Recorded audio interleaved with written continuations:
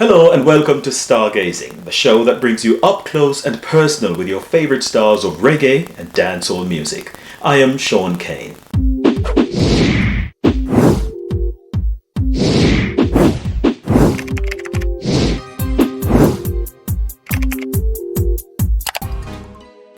In this edition of the show, we'll speak with a son of Jamaica, who is one of the biggest social media influencers right now. Let's take a look. The internet is one of the biggest game changers of the 21st century, as it has disrupted many industries and how people do things. The World Wide Web has altered the way we communicate with others. We can send messages to millions of people without using traditional media such as radio and television, or even expensive marketing and public relations agencies. Reggae and dancehall artists have been tapping into this potent means of getting their records known all over the world. They can approach a social media influencer to get their records reviewed so that they go viral and more people in different countries can learn about them. One of the biggest social media influencers helping reggae and dancehall music to go viral is Rawpa Crawpa. Rawpa Crawpa was born Leonard White in Clarendon, Jamaica in the early 1980s. He attended Hayes All-Age School before moving to the Maypen Comprehensive High School, where he spent a lot of time being involved in sports. Some of the video, may I see how Jano start. My crocodile tail, Jano start. Me kangaroo pouch. Ouch. Young Leonard was always a determined and enterprising person. He told the Stargazing with Shaun Cain show that if he wanted something, he would not take no for an answer. He said he would always find a way to achieve his objectives, as he felt that hurdles are generally present to test people's strength of character and how hungry they are to win. He points out that he never walks away from adversities without challenging such experiences. Leonard cared for his siblings in the absence of his mother, who had emigrated to England in search of a better life for her family. He subsequently moved to England after his mother invited him to join her in London, where he currently lives. While he was settling into living in England, Leonard got involved in music as a dancehall recording artist and became a member of the Scratchless crew, releasing several songs that can be found on SoundCloud and other online platforms. The Phase 1 Newtown Hayes Clarendon native has flexed his creative muscles even further by releasing his first movie entitled The World Against Rawpa Crawpa. The film received moderate reviews, and the actor plans to add to his repertoire very soon. But movies and music are just not enough for Rawpa Crawpa, who has since joined the ranks of some of the most well-known people on the internet. He comments on social, economic and even political issues affecting people across the world. Watch some beautiful people. You don't know the struggle is real, but watch you know. You don't know the love is even realer. Alright, now I say credits goes out to Bossy Bass Panda one. Yeah. Today, the Rawpa Crawpa brand is a well-known one that is recognized both on and off the internet. What else is left for this Jamaican vlogger and social media influencer to conquer? Only time will tell.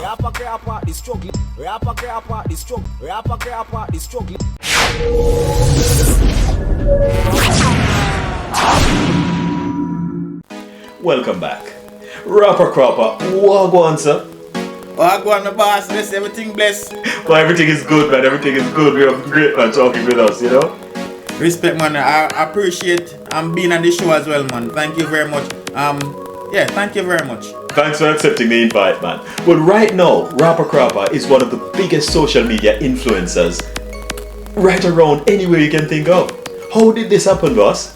And believe you me, who the believe say just happened, so it's like the almighty creator decides say boy at the road here and mine, and it's just adding up on me just like that. You understand? I just find myself in this lane. It wasn't a lane where my plan for or me did ever say boy I want to be a vlogger. It's something I say, but the Almighty always have different plans for us. Sometimes our own plan is not the plan of the Almighty have in store for we. As so comes me find myself where I am today.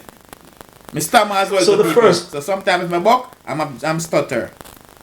Right. Well, no problems, man. We all have, things will happen. But you know what? We're talk. I'm a light vibe, and I can hear what you say. You can hear what I say. So we could just roll, man. The whole world will have to hear your story, brother. So that's what we're trying to put out right now. In terms of the first post that gets you all going, what was that?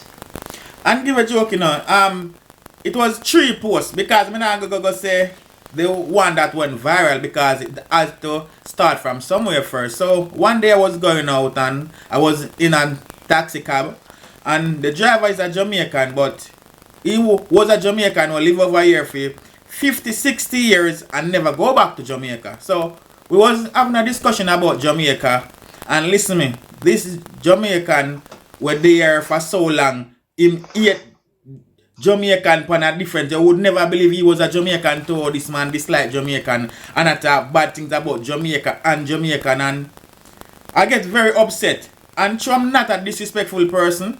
I did not disrespect him, but I was so pissed off. So as soon as I reached my destination, I come out of the cab and I take out my phone and I just start rant. You understand? I just start let out all of my frustration on the phone. That was the first video. The second video, it was about Jamaican Caribbean shops. Because I know sometimes their customer service is disgusting. That was my second video. And one day I was there and my management Karen, she said to me, say, Rawpa, say, I have a video, I want you to talk about this video. And the video lasts because social media move fast. So you might watch a video today and if you don't mark the page, chances are you will never find that video again. And she searched for that video for about 2 days. And once she find the video, I said to her, I'm going to talk about this video. And she said, oh, you can do a split screen. And I said, alright then, no problem. And that video was about young lady putting on some corset, and she wasn't putting on her size. She was like medium, little bit under medium, small, smaller, smallest, small as can be, small till nothing can see. And me I said, why this lady I do herself so? I put herself through so much pressure. And the worst thing, she's not even fat. She have a nice shape and everything. And trust me, after I did that split screen review, that was the first major video.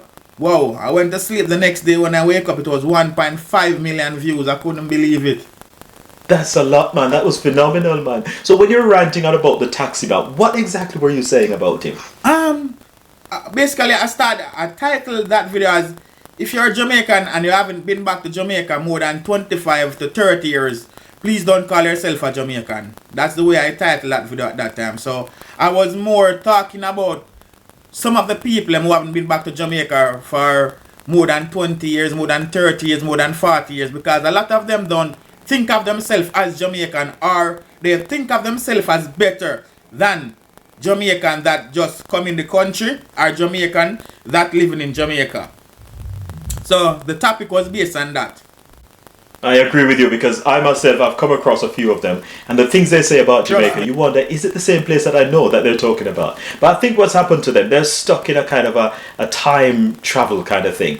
When they were leaving, the place looked a certain way and there were certain things going on. Yes. And they had that's still stuck in their minds. So now that the fact that they haven't been back in many years, that is still there. And that's what they remember most, and that's what they comment on most. And that's the kind of the lens that they see Jamaica through. But as you're right, man, they need to go back and see all the development and see how pretty Jamaica is right now. But then, you comment on several videos. The ones that you talked about just now, those are ones that you created. But then there are other videos that probably have been floating around social media, and you kind of grab them and you comment on them. How do you decide which ones you want to put your voice to and your opinions to?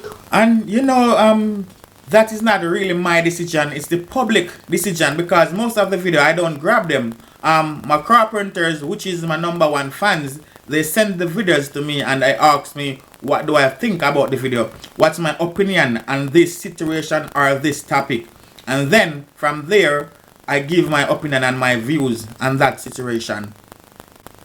Those opinions that you give, are they kind of acting for the crowd, kind of telling people what you think they want to hear. Oh, that's genuinely from the heart what you think. No, because one thing, you can never please people and you can never please everyone. So don't try to do that.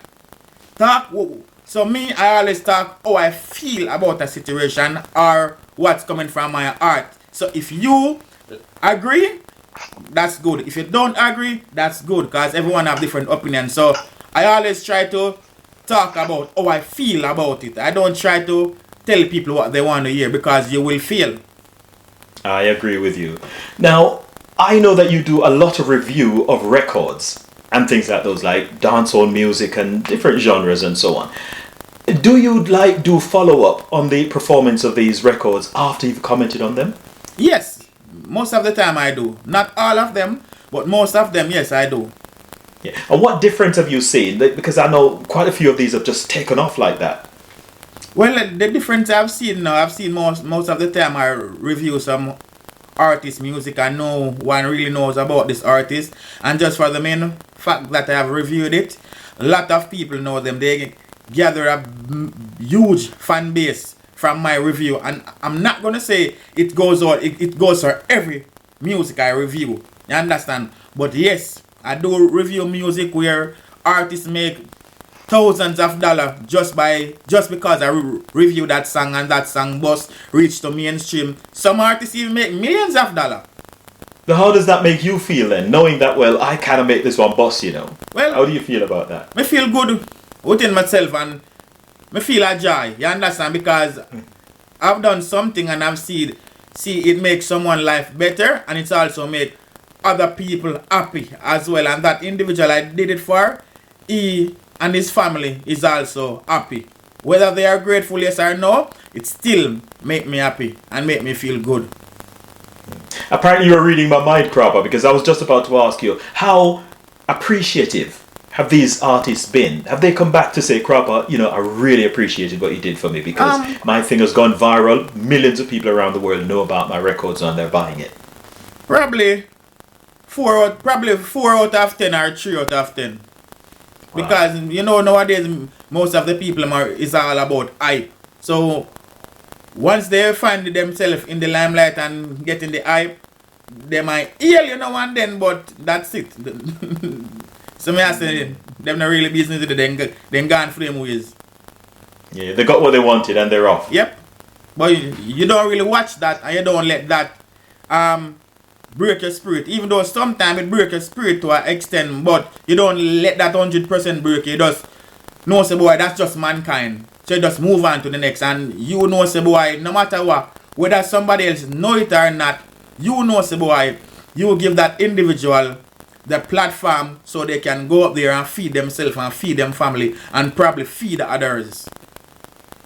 That's all love, man. I like the way you put that. It's all about ensuring that everybody gets their chance to shine. Yes, man. And get, you know, their little bit of their pot of gold, if I may call it that. Yes. That's very good of you, Crawpa. But I know also that you've done your own music. Tell me a little bit about that. You know, back in the days, 2010 and early 2000 coming up, that was one of my second passion, music. You understand?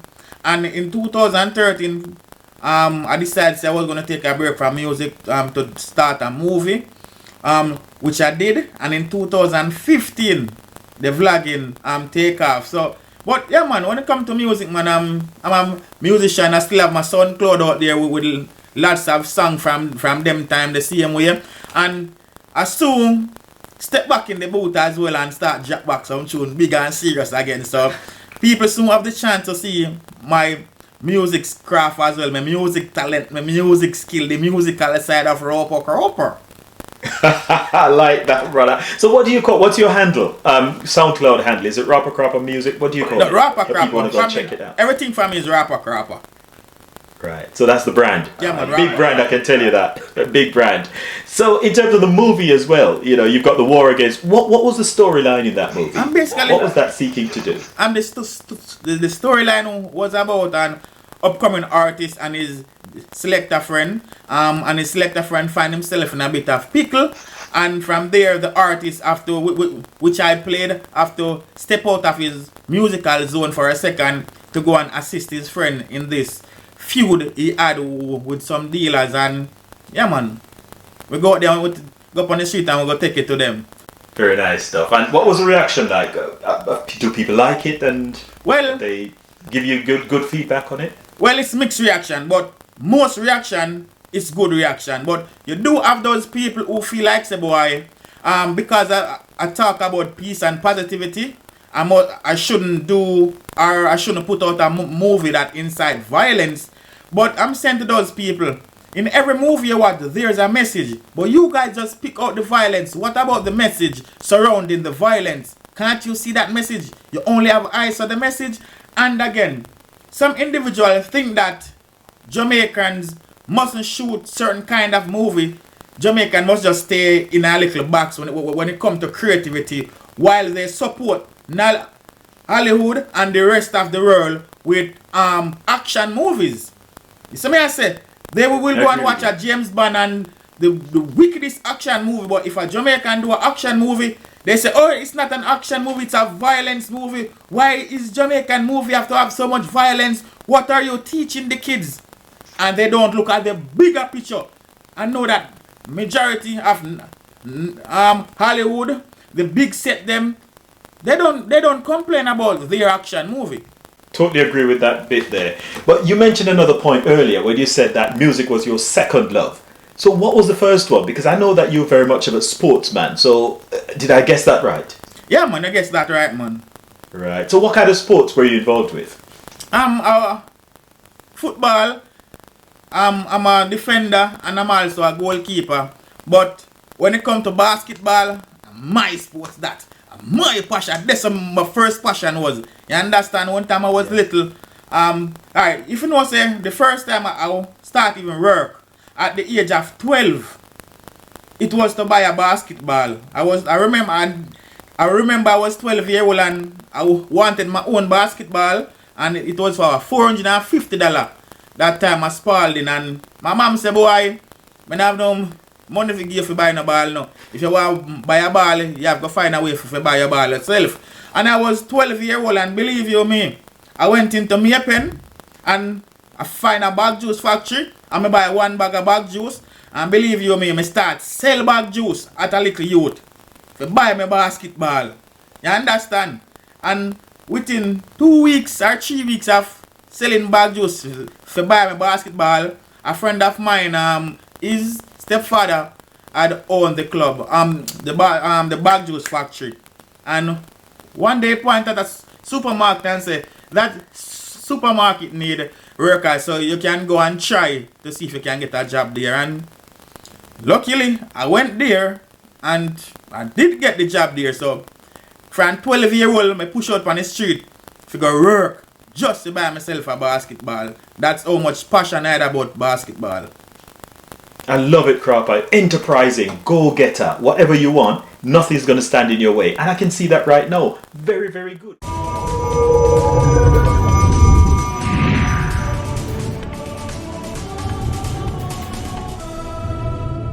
Well, just before we wrap up now, I always like to challenge all my guests to see how much they know about reggae and dancehall music. I generally take the questions from this book. That's my very own book. It's called Reggae Larger Than Life, the ultimate reggae music fun and games book. And if you're more of an app person, the app for this on the Android platform is available. Go to the Google Play Store, type in Reggae Larger Than Life Fun app, and you can download that and go and enjoy some questions and learn about reggae and dancehall music as well.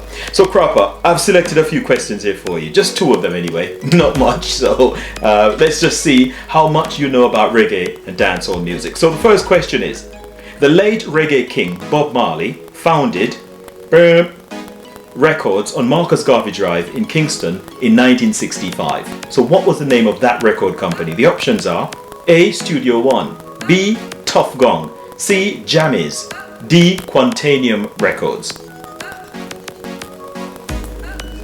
Tough Gang Records. Tough Gong Records. Very good, sir. See, you're tough, boss. You're tough. Right. So that's the first one. Well done. A point for you there. Second one now. Let's see if we can get another point here, because 2 questions. You can't let yourself down, can't let me down. So let's see, Rawpa Crawpa. Let's go. Pressure. Right. Yeah. Next one is St. Mary-born female DJ Lady Saw emerged as one of the most hardcore dancehall toasters of the 1990s. What is Lady Saw's real name? The options are A. Claudette Fife, B. Marion Hall, C. Elaine Hall, and D. Marion Fife. Marion. Marion Hall. So well done, Crawpa. I tell you, pass the test.